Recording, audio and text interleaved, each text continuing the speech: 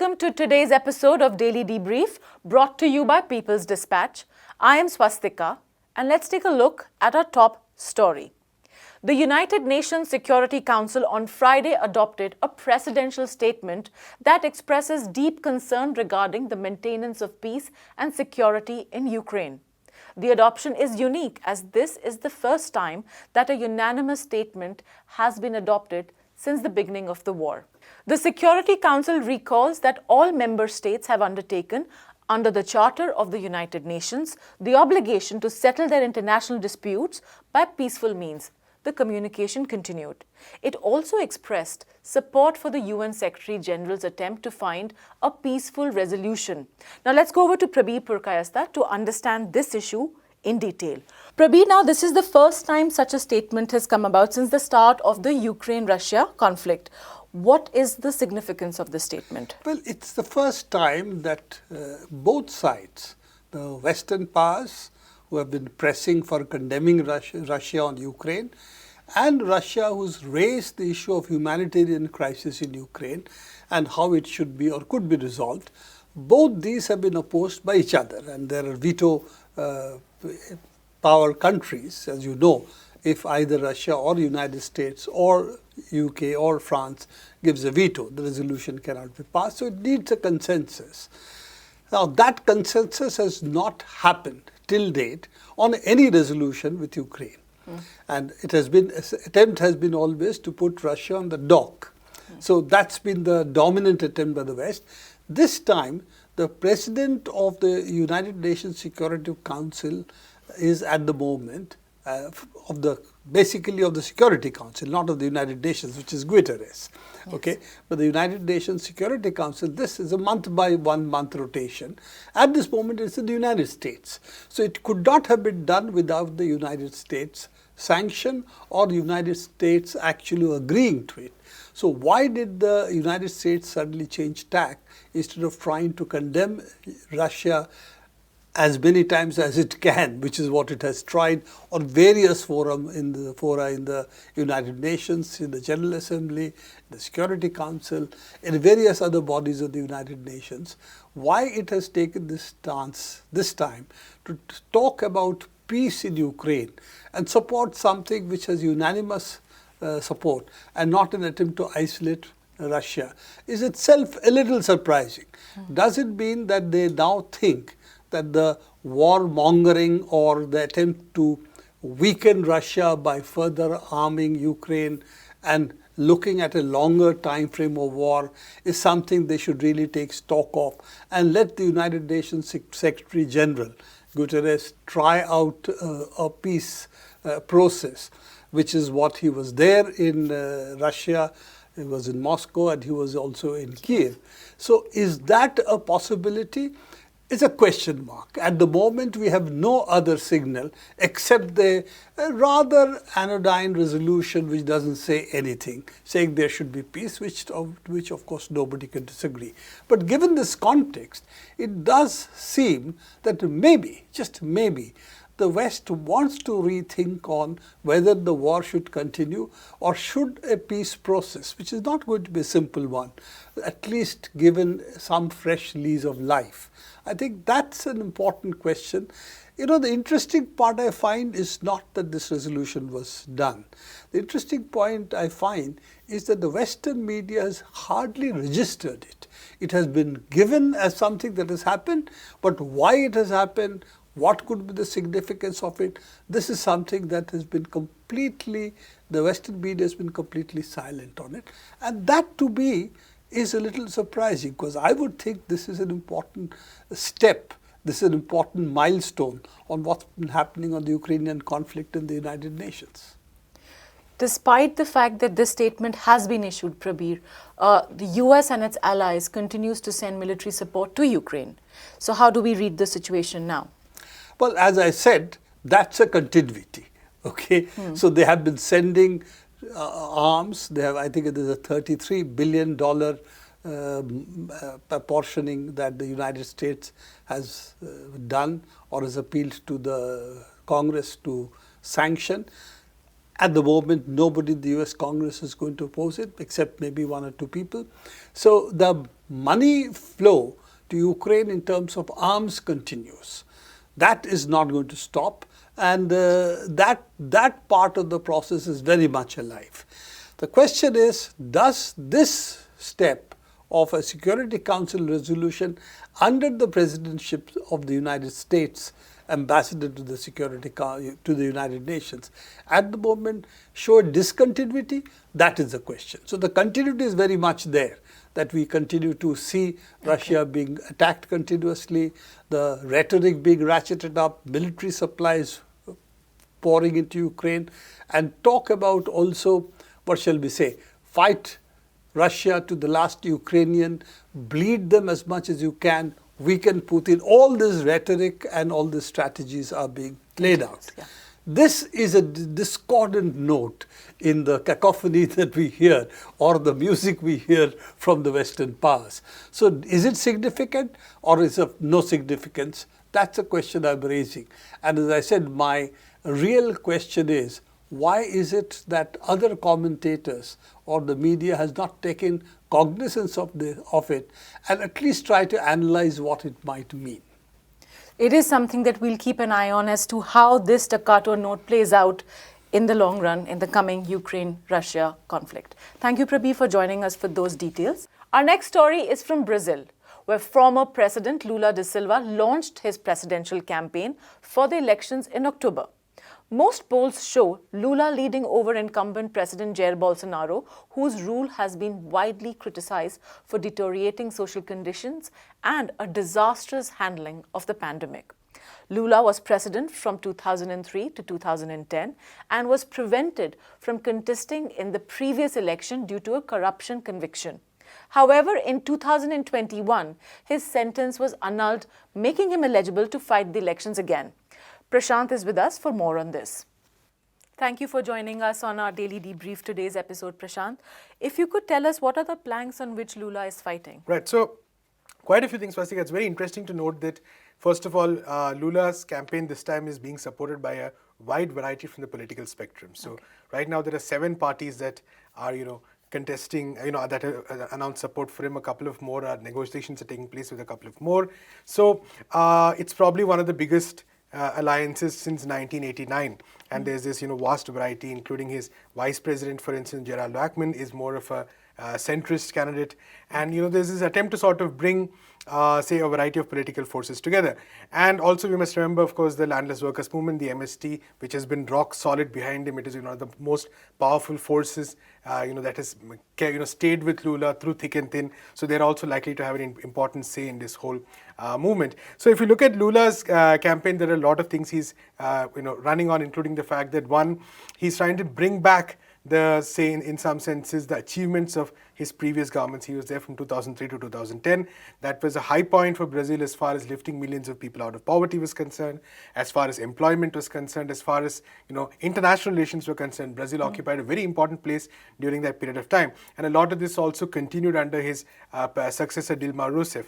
Now, after Dilma Rousseff was impeached as part of this Operation Car Wash, which has now completely collapsed, this corruption case, all its flaws have been revealed considerably.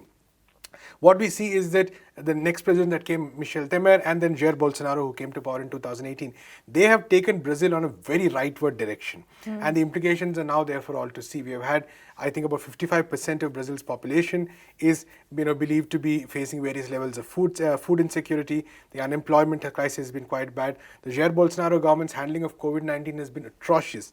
So in one way, of course, Lula's campaign is also about rectifying all these issues, trying to bring back Brazil onto a path where where society is the more important aspect to be considered, rather than the small business sector, which has actually benefited. The number of billionaires has actually increased during Bolsonaro's time. And so that's one aspect of it. The second aspect is also definitely a more inclusive society, which means looking at the needs of the Afro-Brazilians, for instance, looking at the needs of the indigenous people, for instance, looking at the needs of the poor, the landless workers. Their interests will also have a say in an upcoming, if Lula comes to power, their interests will definitely have a much more stronger say in a Lula government. And Lula, in his interviews also recently, we've carried one, talks about the importance of the worker, who is, and the importance of actually making sure that the worker can purchase, the importance of making sure that the worker is lifted above basic needs of survival, and creating a social structure, government programs, all of which can actually establish that. So definitely that's one of the more important planks of Lula. So it's a two-pronged plank, I think. One is an outright rejection of what Jair Bolsonaro and his politics symbolizes for Brazil in every sense of the term, not only at the international level, even at the local level. For question of environment, for instance, Brazil's environmental record has been quite bad in recent years. So in all these aspects, there is definitely a rejection of Bolsonaro's policies, but it is also a building of a society, a project which he inaugurated in 2003 and which has continued for many years, but which has been thrown off the rails since 2016. So it's coming back to that project of an inclusive society, of a harmonious society, of a prosperous society, with more focus being placed on some of the newer challenges, such as the environmental issue, such as the issues of minorities, such as the issues of the more marginalized sections.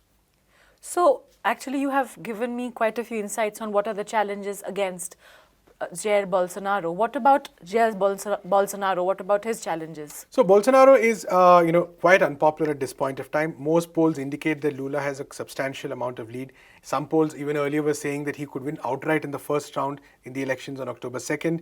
Now the polls are a bit more, uncertain about it. If there's no direct result in the first round, there'll be a second round on October 30th. But the important thing to note is that Jair Bolsonaro is definitely, he has given signs of whipping up a kind of frenzy which would challenge, the election results. There's a bit of fear that has been raised about that, in the sense that people have expressed concern mainly based on his own statements, because at times he's indicated that he may not accept the results if he does not win. People have drawn parallels to Donald Trump and what Donald Trump did on January 6, 2020 in Washington, D.C., in the Capitol. So Bolsonaro, it's not surprising, because Bolsonaro has thrived on, in some ways, attacking many of the institutions, the functioning of Brazil's very relatively young democracy. And, he has his networks have been built on those kind of processes. A lot of disinformation spread through social media, for instance, where his game has been quite strong. His attempt to sort of valorize the security forces, the military coup of the past, all that has sort of given, they have very worrying indications about how he's going to take these results. And I think in the coming months, you can expect more of that. You might actually see some social spending on the part of the Brazilian government, because that seems to have already been taking place in an attempt to sort of, dent the criticism that Lula might present towards him, or an attempt to sort of bridge up his popularity. Whether that will work, highly uncertain, because it's also becoming clearer that a large section of even Brazil's business class is very unhappy with Bolsonaro because of the complete anarchy and chaos which he sort of brought to the administration of the country, the idiosyncratic way in which he's functioned, the family politics around him. All these are, they've received a lot of criticism. So a lot of challenges facing Bolsonaro, and the real question, there are two questions here. One is that, where will he be, the kind of campaign he runs will also is likely to be quite divisive. There's probably going to be, unfortunately, a lot of mudslinging that goes on in this campaign, a lot of riling up the right-wing constituency, so to speak, to bring out as much of his voter base as possible, which is nonetheless limited. So that's one question in terms of what's going to happen in the few months in the campaign, the coming few months as part of the campaign. More serious question in terms of how Brazil's institutions will function. Will they, retain their strength and, stave off the challenges that somebody like Jair Bolsonaro might throw at them, because this is one of the typical characteristics of strongman politics, which people like Bolsonaro and Trump and all exemplify, in the sense that they are a complete challenge to the nature of institutions themselves. So that also remains to be seen. So a tough couple of months for Brazil. On the one hand, we see Lula building this vast coalition. On the other hand, we see Bolsonaro definitely on the defensive. But what happens to now remains to be seen. Well, critical elections coming up in Brazil. We'll keep an eye on that. Thank you for those details, Prashant, in joining us. And finally, last week, the US outlet Politico published a leaked draft opinion by US Supreme Court Justice Samuel Alito on the controversial challenge to Roe versus Wade judgment. Now, the famous judgment from 1973 protected abortion rights in the country. If the US Supreme Court strikes down Roe versus Wade, abortion rights in many parts of the country will be under threat, which could be disastrous for tens and thousands of women. In the aftermath of the leaked report, people's movement from across the US are preparing for new eventualities. Lee Haynes of People's Health Movement talks about how people's movements are planning to intensify the struggle in the coming days. Let's take a look into the video. So when we say that, abortion should be, access to abortion should be regulated through legislation or it's brought back to state level, what kind of impact does that have on actual people wanting to access this kind of care? Yeah, so I mean, I think that what I think and what many experts and analysts are saying is that there would be varied rights to abortion between, in the US, how we say red states and blue states, which is more Republican, and then more Democratic states.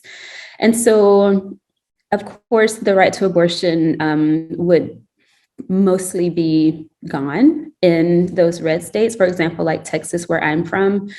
And the most threatening thing is that many states have what is referred to as a trigger ban on the books already. So if this decision, if this is the decision of the court that comes down in June or July when the opinions come out, then these states will immediately, or within 30 days, whatever their law says, outlaw abortion in its entirety. So in Texas, where there's the about 6 weeks ban, the heartbeat ban, there would be no abortion. I think Oklahoma may have a similar law. Louisiana might have a similar law. And these are mostly states across the southern part of the US.